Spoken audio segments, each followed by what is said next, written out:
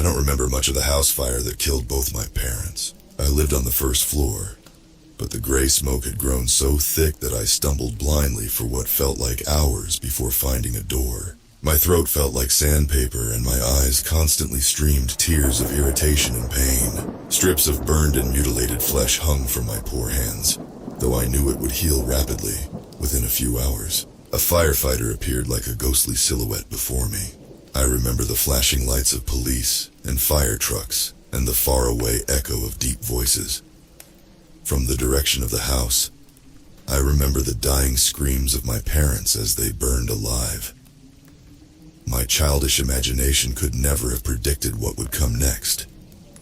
Behind the flurry of ambulances, fire trucks, and cop cars, I saw a single black sedan with tinted windows. Compared to the bright colors and strobing lights of the emergency vehicles, it looked like little more than a shadow. The windshield, too, looked dark and opaque, nearly impossible to see through. I sat in the back of an ambulance. The EMTs had already cleared me, saying I only had a few scrapes and some mild smoke inhalation and eye irritation, but that I didn't require urgent care or hospitalization. Abruptly, the doors of the black sedan flew open. Two men in black suits stepped out, wearing sunglasses even in the middle of the night. I stared, open-mouthed, as they swerved their way through the jumble of emergency responders and vehicles. They came straight at me, unsmiling and grave. Their faces looked extremely pale, almost vampiric in a way. "Hey there, Ghostin'. Ghostin'. Quite a unique name," the one on the right said calmly, stretching my name out as he dropped down on one knee. His sunglasses looked like mirrors, but they reflected the world darkly. "Hi," I whispered in a tiny voice. "Who are you?" "We're here to bring you to a good home," he responded, in a voice as soothing as balm on a wound. He put a hand on my shoulder, trying to be comforting, but through the thin fabric of my t-shirt, I could feel his skin burning as if with an inner fever. I tried to draw back, but his grip tightened, the fingers digging into the thin bones. "Where's Mom and Dad?" I asked. "Why haven't they come out?" He just shook his head. "We'll explain everything on the way, son," he said, rising to his feet. He gently patted me on the shoulder a few times for good measure. No one else paid us any attention. With the two strange men beside me, we started off toward their sedan. "My name is Keller," the leader of the two men said as he slid smoothly into the driver's seat. He motioned at the silent one next to him. "This is Vlad. Where are we going?" I asked. He turned in his seat, jerking his head to face me. The veins on his forehead and neck seemed to pound in time with his heart. "You sure do ask a lot of fucking questions, kid," Keller hissed. His teeth gritted as his lips flew into a snarl. Taken aback, I sat as silent as a statue as he started the car and slowly pulled away from the jumble of emergency vehicles. We traveled in silence for hours, down winding roads and past dark forests. I remember we eventually came to a small airfield in the middle of scattered cornfields. A man with a black rifle stood at the front gate, looking bored and tired. Keller showed him a silver badge in a black leather case, and the gate started to roll to the side. Keller pulled into a dark corner of the airfield. Together, the two agents quickly got out, slamming their doors closed. I had tried the handle a couple times along the trip, hoping I could jump out when the car slowed or stopped. But it was locked from the outside somehow. Now I frantically grabbed it again, shaking the door with as much force as my small body could muster. I only saw the grinning, pale face of Vlad outside. A key jiggled outside and both doors flew open. In Vlad's hand, I saw a needle filled with clear fluid. They held me down as he injected it in my neck. I felt sick and weak as black waves clouded my vision. I fell into a dreamless sleep. By the time I woke up, things around me had changed drastically. I was handcuffed and thrown into the back of an SUV. With a pounding migraine, I looked up front, seeing Keller and Vlad still in the front seats. But now, the windows outside showed jagged mountain peaks covered in thick drifts of snow. The night outside looked freezing cold. Endless forests disappeared into the shadows off in the distance. I could feel the car rapidly accelerating uphill as hail peppered the windshield and roof. Vlad glanced in the rearview mirror. His eyes reminded me of those of a Siberian husky, ice-cold and predatory. "Ah, you're awake? That's good," Vlad hissed in a thick Eastern European accent. "We'll be there soon, Ghostin. There are few things you should probably know before we get there. Escape is impossible. Anyone who tries gets shot by the snipers. Some who lose hope might take it as the easy way out. Perhaps those are the smart ones. When you get there, you and the other newcomers will take a test. Those of you who fail will be euthanized. Do you know what euthanasia is, Ghostin?" I nodded. "Every month, the bottom 10% of the class will be taken out. At the end of 9 months, those left alive will be offered jobs with the CIA and the military. All the kids there are freaks just like you. They don't all heal burnt, blackened skin in a few hours, though," Vlad continued. "That is impressive." I felt a cold shudder run down my spine as I realized these men knew far more about me than seemed possible. "What else can you do, kid?" "Nothing," I muttered. "My hands weren't that badly hurt. I think you're exaggerating." My voice felt weak and small. "Uh-huh," Keller said sarcastically. "Oh, look at that. What a sight, huh?" I remember that moment like a screenshot to this day. I gazed open-mouthed in horror up the steep mountain slope. Dark patches of evergreens surrounded the small, snow-covered road on both sides. Their boughs reached out toward the SUV, their overgrown needles scraping the sides with a faint screech. I could smell the overwhelming presence of pine coming in through the vents. Above us loomed something like a massive high school surrounded by rolls of razor wire and multiple layers of tall, electrified fences. A dozen jet-black sniper towers were placed equidistant around the perimeter of the property. The enormous brick building at the center looked like it had no windows at all. Sheer concrete walls rose to a flat roof a few stories high. Large, industrial-sized smokestacks scattered over the top constantly belched black smoke into the crisp Alaskan air. Behind it, dozens of snow-capped mountains stretched off towards the horizon. We pulled up to the gate. Spotlights converged on the SUV from all directions. A guard dressed in all black stood there with a large rifle strapped to his chest. On his face, he wore a silver mask. It had long, slitted eyes and metal lips tightly pressed together in a grimace. My first thought was of the man in the iron mask. 2 more guards stood in a nearby guardhouse wearing identical masks, though they varied in height and build. Keller rolled down the window.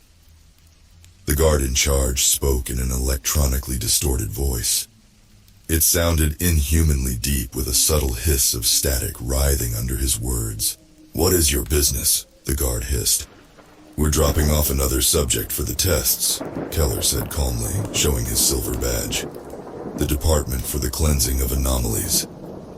We have another shipment coming in by train from the capital," the guard said, his mask revealing and distorted voice revealing nothing of what lay hidden under the surface. "The cleaners are unloading the train now. You can drop the boy off over there. He needs to get an identification number." I didn't like the sound of any of this.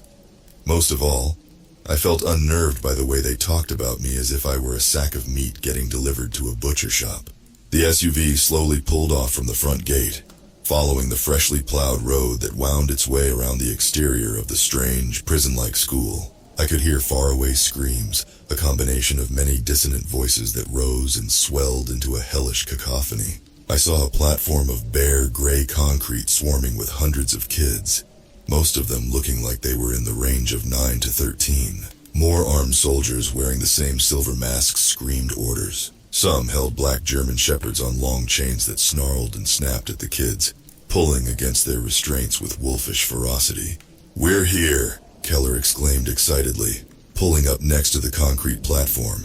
They pulled me out, taking off my handcuffs and shoving me into the surging crowd. The men in the silver masks pushed us forward relentlessly towards the building. "Males to the right, females to the left," one of the guards said in an electronically amplified voice, repeating it over and over. More guards had black truncheons, which they used to beat kids who they thought moved too slow or sometimes for no reason at all. I looked down the line of people, wondering where it led. Hundreds of boys disappeared into a dark hallway, while the line of girls veered off to the other side of the platform, where another similarly black threshold waited to swallow them up. "Keep moving forward," another guard said, smashing his truncheon down over and over on the backs of boys ahead of me. I heard bones cracking and panicked screams. People tried to run past the sadistic guards of this hellish place, but they timed their shots with practiced ease. I saw quite a few kids get bit by the dogs as well. Drops of fresh blood stained the ground leading forward, mixing with darker, older stains eaten into the pavement.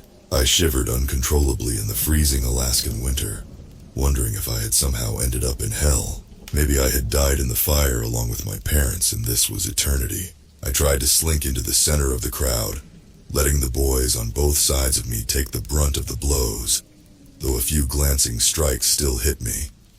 I felt immensely grateful when we moved into the black hallway, which at least had some heat. Bizarre slogans in gold paint lined both sides of the wall. "Welcome to Stone Hall, the School of Eyes," one read. "A hurricane of souls spirals out of the chimneys, rejuvenating the planet," read another. It was almost as if a schizophrenic in a psychotic state had written their thoughts down, though they seemed to connect in any eerie way I couldn't yet understand. Next to me stood a small boy with jet black hair and a nose that looked like it had been broken and badly set. Unlike the others, he wasn't screaming or upset. He looked calm. Glanced over at me, meeting my eyes. "Hello," he said over the wailing and cries of the confused, hurt kids. "How are you?" I laughed at that.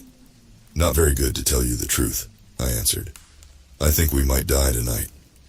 The boy shook his head once, the serenity never leaving his eyes. "No, not you and not me," he said simply. "Others, yes, but people die here all the time after all. Like the sign said, a hurricane of souls spirals out." "How do you know we won't die?" I asked, confused. He leaned close to me. There was an odd smell around the boy, almost like ozone with a note of panicked sweat. Yet his expression reflected no perturbation in his mind. "I can see the future sometimes," he whispered, looking around to make sure no one was listening. "Just in small doses, and it's not always right. It's like, imagine if reality was a beehive, filled with millions of cells rising above you.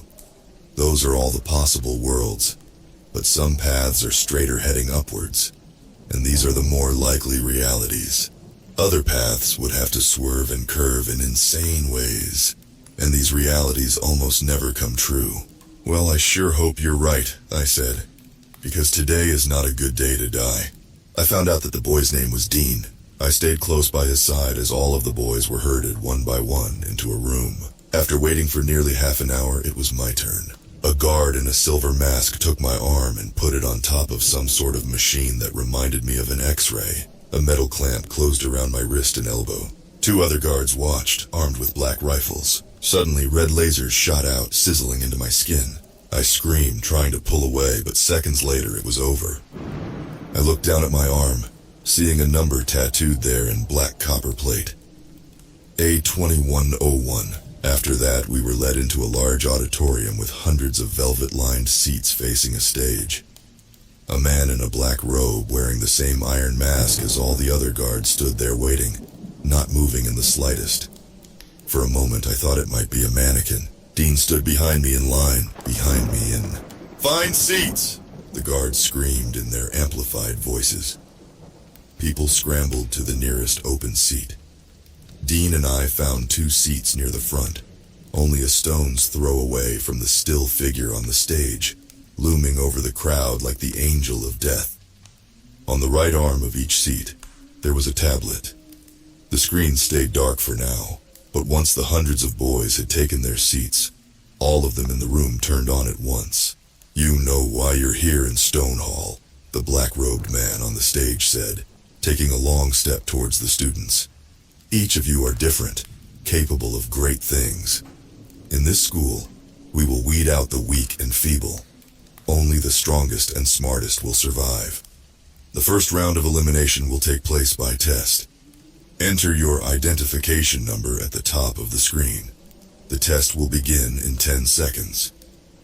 The questions that came up on the screen seemed bizarre and nonsensical some of the time. The first strange one had to do with tarot. It read, "In front of you, you see the Fool, the Hanged Man, and the Devil. What card comes next?" In a flash, I somehow knew what they wanted me to say. "The Death card," I typed on the small touchscreen keyboard. The questions varied wildly. Some topics focused on astral projection or out-of-body experiences, while others asked about ancient types of torture. Strange wild cards continuously came up. Non-sequiturs like the tarot question. I still remember another bizarre one. If the National Socialists had won World War II, in what year would Adolf Hitler have died? It asked.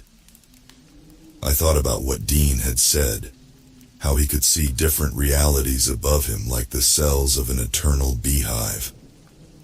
I wrote down 1949, and the test was over. The screens all went black simultaneously. Spotlights overhead came on, shining down on us from all directions. The white glare blinded me temporarily. On the stage, I could just barely see the silhouette of the robed man. He raised his hand, his pointer finger extended upwards, reminding me of the ISIS salute. "The tests are being scored now," he rasped. "Please stay in your seats." I nervously looked around, seeing the other students sweating heavily. The doors at the back of the auditorium flew open. Dozens of guards with rifles walked in, their masks gleaming under the harsh fluorescent light. In pairs, they walked over to some of the boys, pulling their arms out and checking the tattooed numbers. They passed by me and Dean, but the boy on the other side of me had failed. Sweating heavily, I saw him stumble to his feet as the black-gloved hands of the guards forced him up. "What's happening?" he asked, his voice weak and uncertain. "Where are you taking me?" "Shut the fuck up," a guard hissed, pushing him forward onto the steps. The boy went sprawling, smashing his face into the hard steps with a sickening thud. A moment later, he raised his swollen head. Streams of blood flowed from his nose. He spit up frothy blood and a piece of a tooth. After a few minutes, they had lined up a few dozen of the boys out of the few hundred people in the class. At gunpoint, they marched them out and into the hall. "The rest of you will be shown to your rooms," the black-robed man at the front of the hall said. "Every month, you will have a test, though not all will be based on knowledge. Some tests may be based on your skills and abilities. You will be honed over the months, strengthened, and shown amazing sights." We were led out into the hallway. It split off into 4 corridors, and off in the distance I saw it split off again. The halls had been decorated somewhat like a traditional school, with tiled floors and brick walls. Fluorescent lights hung overhead, casting the pale, terrified faces below in a white glare. Stairs going up 6 or 7 levels opened up intermittently. They sectioned us off in groups of a dozen, sending us into rooms with cold steel bunk beds covered in thin mattresses. I was thankful to see Dean in my group. I laid down immediately, feeling bone-tired and weak from all that happened, and the long distances I had traveled. I heard Dean weeping in the bunk below me.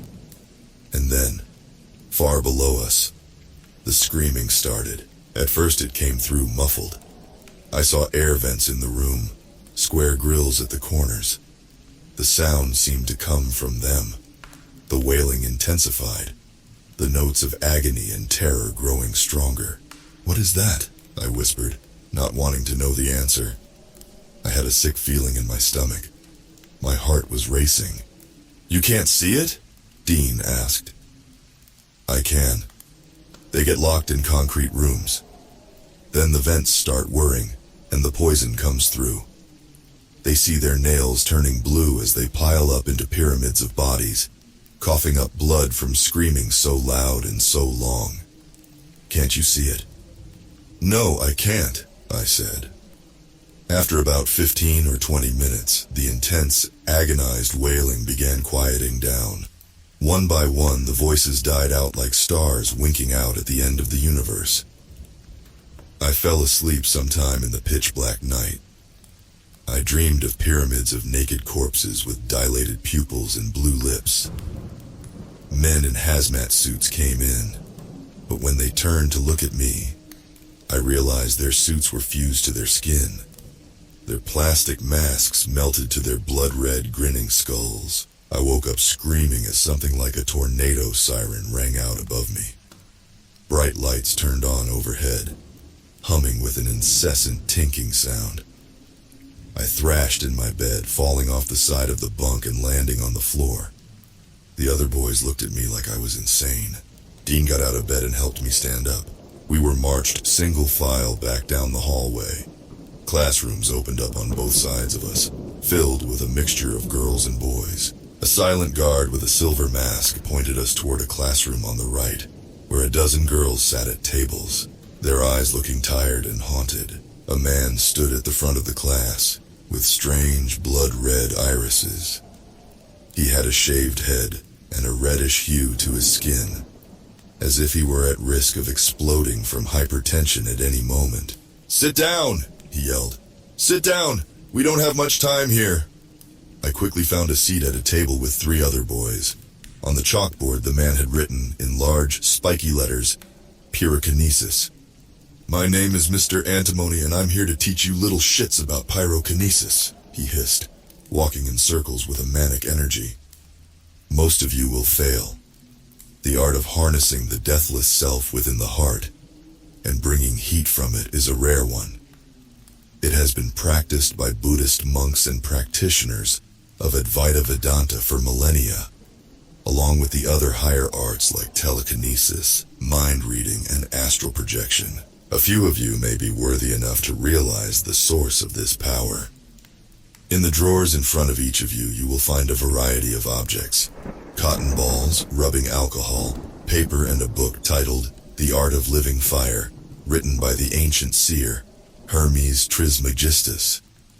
In the first class of this bizarre place, we were taught how to heat objects with our hands until they exploded into flames. The 2 other boys at our table, Kim, a young Asian kid with magnified glasses, and Tommy, a little malnourished-looking kid, instantly proved to be adept at the lessons. I hadn't succeeded in lighting even the smallest cotton ball when something went horribly wrong in a flash. Kim had succeeded in igniting a Bible on fire when a ball of flames shot out of his hands, causing the bottle of alcohol to erupt. It melted in an instant, dripping a blue inferno over the table.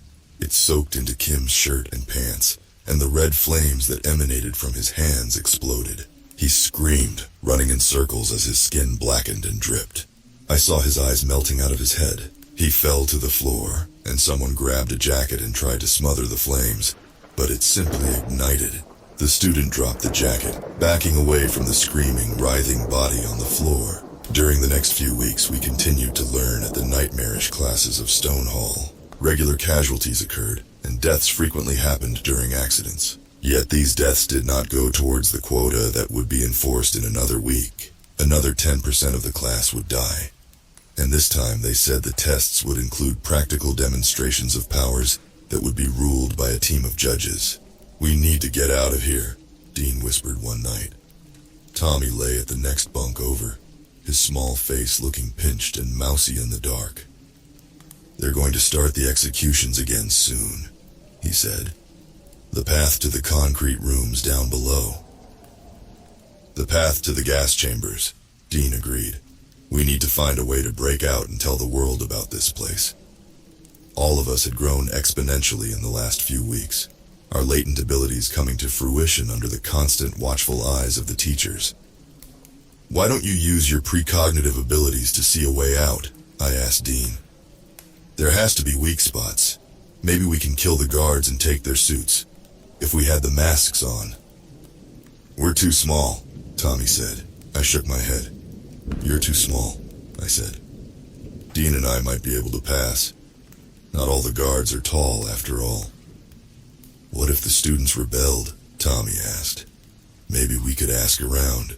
See if other kids want to fight back and try to escape. If all of us attack them at once. They have precognitive abilities too, Dean said. They're going to see the most likely paths just like I can. At least the ones at the top, and a few of the teachers. So it comes down to my plan, I think, I said. And we don't know who we can trust. The three of us could probably kill and overpower a guard. What do you think? They killed my parents and kidnapped me, Tommy spat with venom. I would love to see some of these fuckers dead. I hope it doesn't come to that, but I think it might, Dean said, and then everything went quiet. On the day before the scheduled test, Tommy came running up to me and Dean after the class on assassination techniques had finished. His scarecrow-thin face shone with a wide grin. I had never seen him so excited. I think I found a way out, he said. He looked around furtively, making sure no one else stood close enough to hear. Do you guys remember the day you came in here? I nodded. How could I forget? I got dropped off by 2 agents, I said. They claimed they were from some non-existent government agency called the Cleaners. I came on the cattle cars, Tommy said, frowning at the memory. Well, they drop off more kids out there every day. They need constant fresh meat for the tests, after all. There are guards all over the place and cars out there. We need to find a weak spot in the guards' defense, I said, where we can overpower a couple of them and kill them and steal their uniforms. After that, you think we could just walk out of here? The medical ward usually isn't heavily guarded, Dean said. We need to do it tonight, though. This is the last chance. We made it sound so easy, but in reality, I knew it would be an almost impossible task. The rest of the day passed by in a blur. Before I knew it, the classes had finished, and we were being led back to the chambers. We waited in the darkness, whispering so the other boys wouldn't hear our plans. When 3 a.m. rolled around, Dean indicated it was time to go. The hallways outside are empty, he whispered. We need to move now, as quickly and quietly as we can. I saw his pupils constricting and expanding rapidly, as they always did when he tried to tap into the multiverse of possibilities.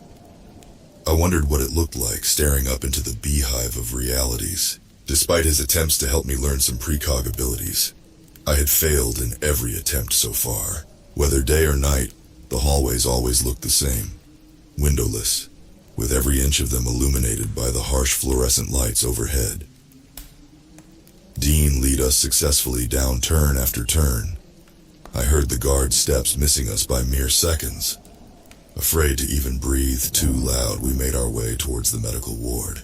Are you guys ready? Dean whispered. Using his abilities seemed to take a toll on him. His face looked pale and sweaty, his dilated pupils gleaming manically. We need to fight. There are 2 guards up ahead. Fuck, Tommy whispered back. I can't believe we're doing this. They're going to murder us if we don't, maybe, I said. We have to kill them first. Hey, stop right there, a guard exclaimed abruptly, coming around the corner. He had an automatic rifle slung around his shoulder. I froze like a deer in the headlights, staring dumbly at the guard. Luckily, Tommy went into action immediately. Running at the guard before he could aim his gun, Tommy raised his small hands, causing a swirling vortex of flame to erupt from his hands. With lightning-fast reflexes, the guard grabbed his rifle as Tommy's hands wrapped around his bare throat. There was a flash as the rifle fired. At the same moment, the skin on the guard's neck started to drip and blacken. There was an echoing of pained screams as my ears rang. Another guard came around the corner seconds later, aiming his rifle at Dean's head. Dean shot a flash of blue lightning from the tips of his fingers, using his telekinetic powers to send the rifle flying upwards. The bullet smashed harmlessly into the ceiling, causing dust and debris to rain down on our heads. Tommy fell on the guard's body, a torrent of blood pumping from the massive hole in his chest. I ran at the second guard, a flash of blue light sparking from my fingertips and sending him sprawling backwards. He grabbed his rifle, shooting blindly in the direction of me and Dean. I heard bullets whizzing past my head, missing my brain by inches. I'm hit, Dean screamed. I looked back, seeing a ragged hole eaten into his right shoulder. Blood spurted from the wound in time with his heartbeat. Tommy had stopped moving as he lay on the writhing body of the other guard. The flames spread down his body. He kicked and clenched with all of his strength, looking like a poisoned hornet twisting on the floor. I knew I was alone now, focusing on the spinning vortex of energy within my heart. I tried to bring out the fire I had never succeeded in creating before. The guard lay stunned for a moment, but I knew he would rapidly recover. I leapt forward, putting my hands around his throat. I felt something freezing cold running through my blood. But when it emerged from my skin, it grew burning hot. An acrid smell like ozone and burning metal surrounded me, pouring off my feverish skin. The guard screamed as his throat melted. His gurgling grew low and distorted. I felt his windpipe collapsing under the heat and assault. Breathing heavily, I looked around, expecting to see a platoon of guards running in. Someone must have heard all the gunshots and screaming. Dean's eyes had started to roll up in his head by this point. I crawled over to him, slapping his face. "Stay with me, man," I whispered. Rapidly, his lips took on a bluish cast. His paleness grew vampiric, his skin chalk white. I knew it was useless. I got up, feeling dissociated and unreal. I looked around, seeing an empty, dark room down the hall. It was one of the rooms for the medical ward, filled with unoccupied beds and equipment. With a rush of adrenaline, I leaned down, dragging the body of the guard I had killed over to the room. At first, his body seemed too heavy, impossibly heavy, but my telekinetic powers came rushing out. I felt drained from using my powers so much, and I hoped that soon I could rest. I rapidly stripped the guard of his military gear and silver mask. Underneath, I saw a young man, probably in his early 20s. He had a soft, childlike face. He seemed on the border of life and death as his gurgling breaths came slower and shallower. I wondered how such cruelty could hide behind such a mundane exterior. It took me a few minutes to change, breathing heavily in the dark. The gear all felt far too large on me, especially the boots. I saw a nearby medical closet with linen, slip-proof socks, and hospital gowns. I put on pair after socks until I could walk in the black boots. The gear smelt of burnt flesh and blood, with drops of blackened gore still staining the bulletproof vest and tactical vests. I put on the mask, whispering a few words. The built-in voice distortion system caused them to come out low and predatory, like the hissing of a snake. "Stay with me, man," I whispered, feeling the echoes of past atrocities spreading around me. "Stay with me." I slowly opened the door, looking both ways but seeing no one.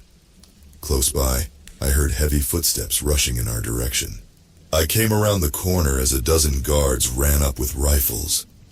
The one in front froze, holding his gun with practiced ease.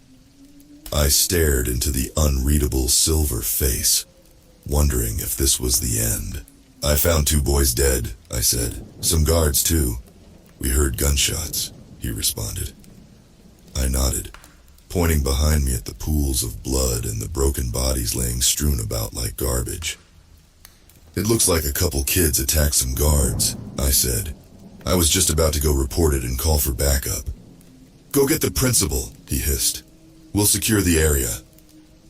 Gratefully, I crept past the still, eerie figures of the soldiers, unable to believe my luck.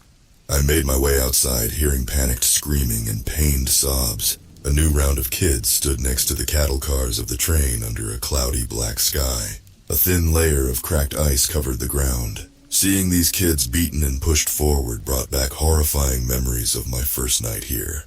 Looking around, it grew worse when I saw the black SUV of Keller and Vlad. It stood empty, the engine running. In the line of kids, I glimpsed their 2 pale faces dragging 2 girls toward the hallway.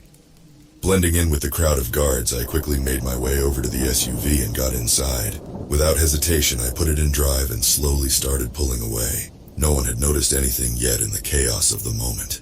In the parking lot, I saw dozens of other similar SUVs used by Stonehall for trafficking kids. I hoped I could blend in and get out before anyone raised the alarm. I pulled slowly up to the main gate, my heart twitching like a trapped rabbit.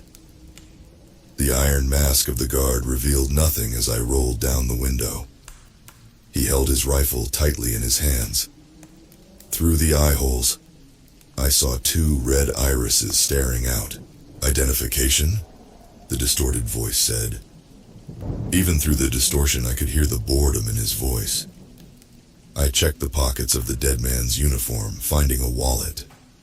I pulled it out, flipping it open and showing the silver badge in the center. The guard nodded, moving back to the guardhouse.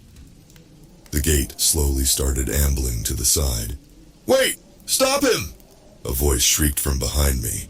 In utter panic, I glanced in the rearview mirror, seeing Vlad and Keller heading in my direction, sprinting blindly toward the SUV. "Fuck!" I shouted, slamming the gear shift into drive and accelerating rapidly. The tires spun on the ice for a long, heart-stopping moment. The guard ran out of the guardhouse, raising his rifle at the SUV. Then the car took off in a flash as the tires caught, sending me flying through the open gate. I accelerated at dangerous speeds down the slick slope of the Alaskan mountains, leaving Stonehall behind. A few minutes later, a voice came over a radio next to the steering wheel. I recognized the voice of Keller. "Ghostin, stop. This was all a test and you passed. You escaped from Stonehall," he said urgently. "You were the only one in the last 5 years to successfully get out. Your training is done. We'd like to offer you a job." I glanced in the rearview mirror, seeing cars far behind me. A few black SUVs flew out of the gate, looking as small as fruit flies. Swearing, I accelerated as fast as I could, fearing I would skid right off the road. After making it to the bottom of the mountain, the road split off into 4 directions.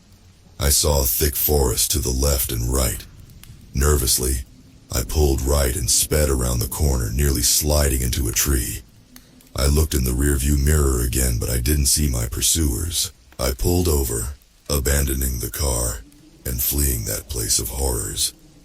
I walked for days before I found a small town, where I managed to blend in. But I still feel hunted to this day.